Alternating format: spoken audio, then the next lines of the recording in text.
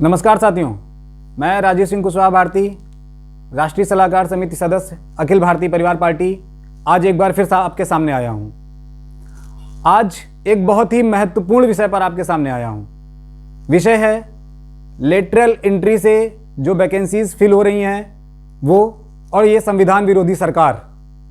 अब आप सोच रहे होंगे लेटरल एंट्री और संविधान विरोधी सरकार का क्या मतलब है, ये दोनों पॉइंट कनेक्ट क्यों कर रहा हूं मैं। ये दोनों पॉइंट कनेक्ट हैं, इसे मैं कनेक्ट नहीं कर रहा हूं, ये गवर्नमेंट ने खुद कनेक्ट कर दिया।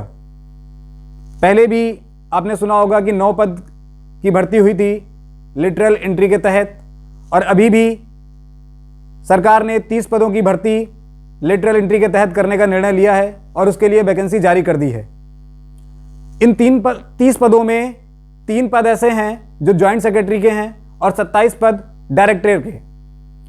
बहुत ही महत्वपूर्ण जो सरकार के मंत्रालय होते हैं उनमें उन आईएएस को मौका मिलता है जो कम से कम 10 साल, 12 साल, 15 साल की सर्विस जिन्होंने एज ए आईएएस दी हो, अपने कार्यकाल में कुछ ऐसा किया हो कि उस मंत्रालय में या देश के विकास में उन्होंने एक महत्वपूर्ण भूमिका निभाई हो, उसके बाद उन्हें मौका मिलता है मंत्रालय में ज्वाइंट सेक्रेटरी या डायरेक्टर के पदों पर।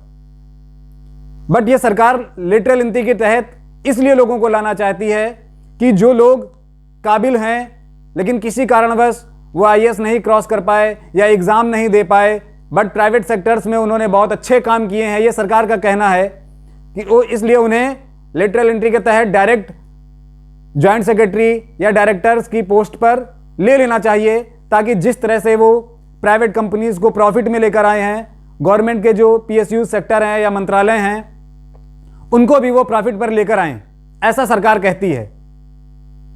और इसीलिए ये लेटरल एंट्री के तहत वैकेंसीज फिल की जा रही हैं। बट सवाल ये उठता है कि जब किसी भी सरकारी वैकेंसी को फिल करने के लिए संविधान में एक रूल, रेगुलेशन या धारा, आर्टिकल, कुछ भी आप बोल दें, एक नियम डाला गया है, रिजर्वेशन जिसे हम बोलते हैं, और वो इसलिए डाला गया है कि भारत में, हमारे देश में जो भी जन समुदाय हैं उन्हें उनका प्रतिनिधित्व मिल सके। शब्दों पर ध्यान दीजिएगा साथियों, रिजर्वेशन और प्रतिनिधित्व, इन दोनों में अंतर है। और रिजर्वेशन इसलिए दिया गया है ताकि उन वर्गों को प्रतिनिधित्व मिल सके। तो जब सभी सरकारी वैकेंसियों में यह प्रतिनिधित्व देने के लिए एक नियम है, तो इस लिटरल एंट्री के तहत वो प्रतिनिधित्व देने का जो नियम है वो लागू क्यों नहीं कर रही है सरकार। 27 और 3 टोटल 30 भर्ती हैं, 30 की 30 सारी की सारी वैकेंसीज अनरिजर्व्ड कैटेगरी में डाली गई हैं।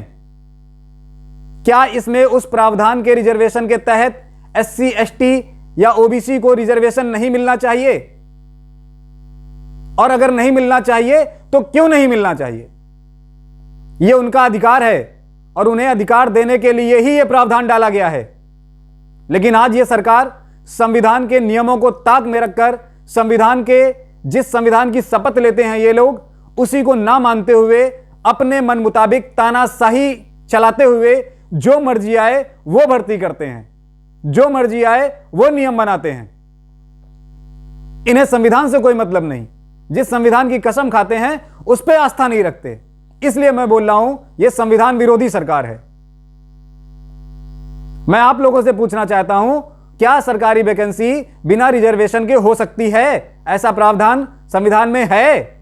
जब एक प्रतिनिधित्व करने का अधिकार दिया गया है तो वो नियम कानून यहां क्यों लागू नहीं हो रहा? आखिर यह सरकार चाहती क्या है?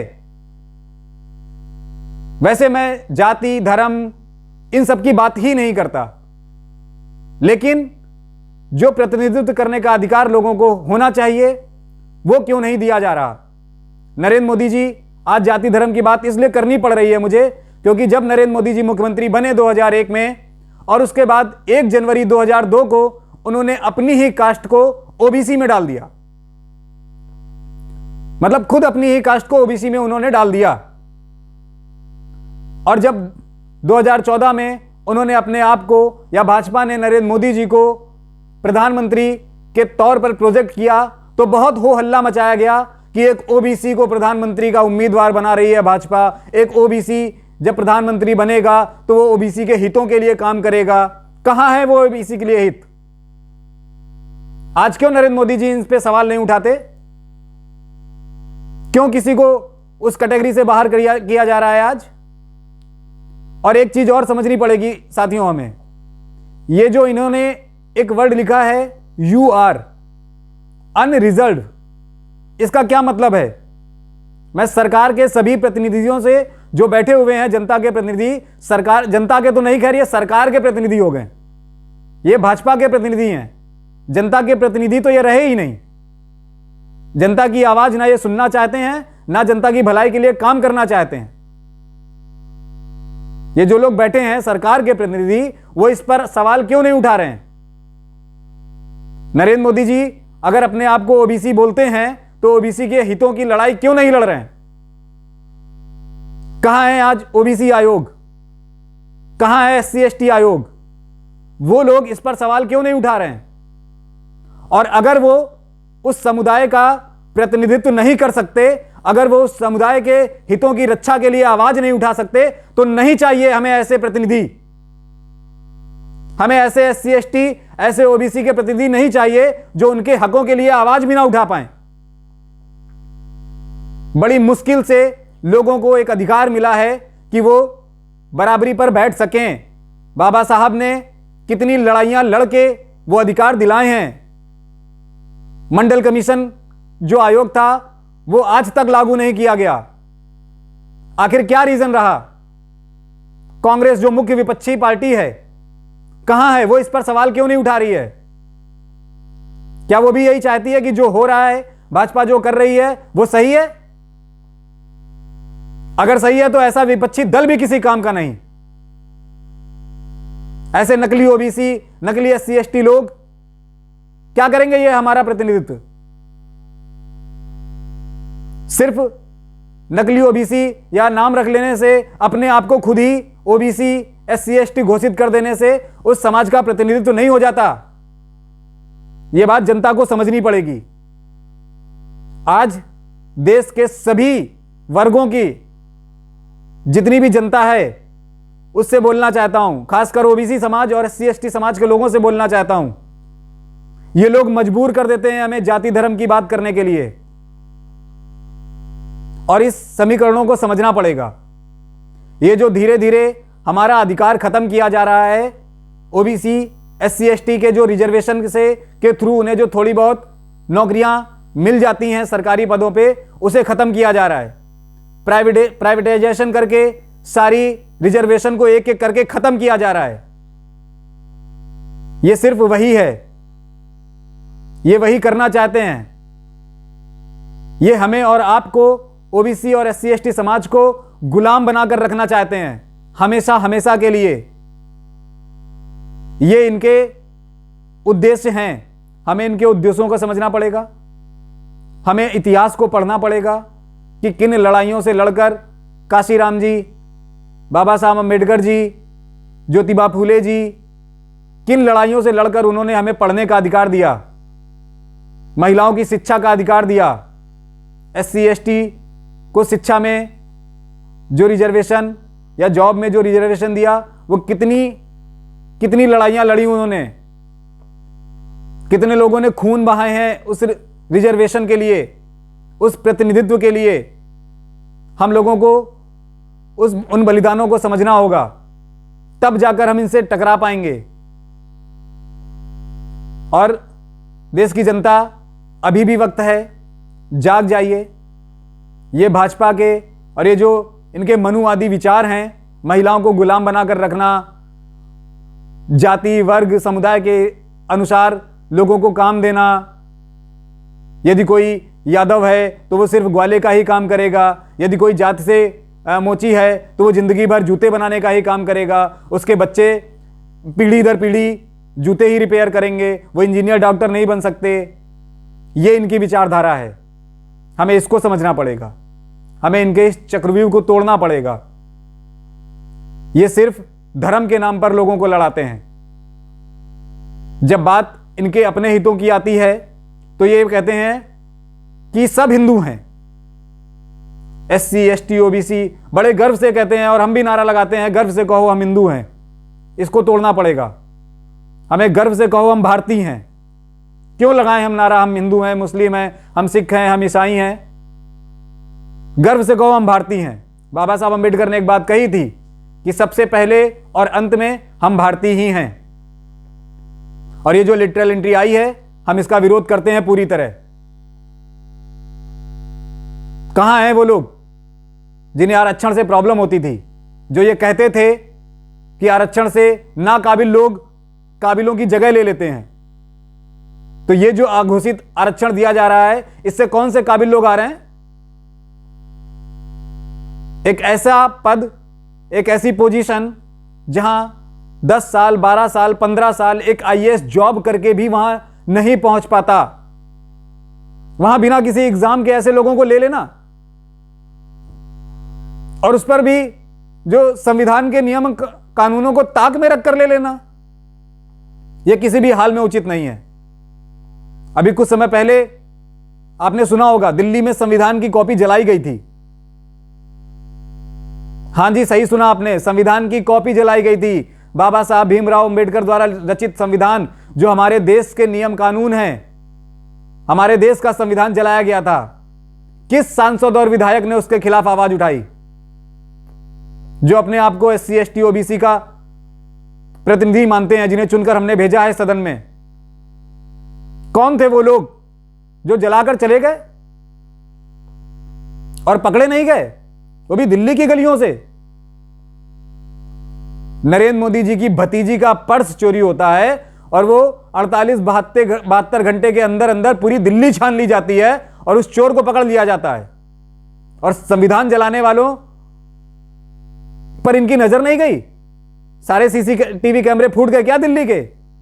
ये सरकार की नीयत खोट है, इनकी नीयत नहीं है, ये भारतीय संविधान को मानते नहीं है।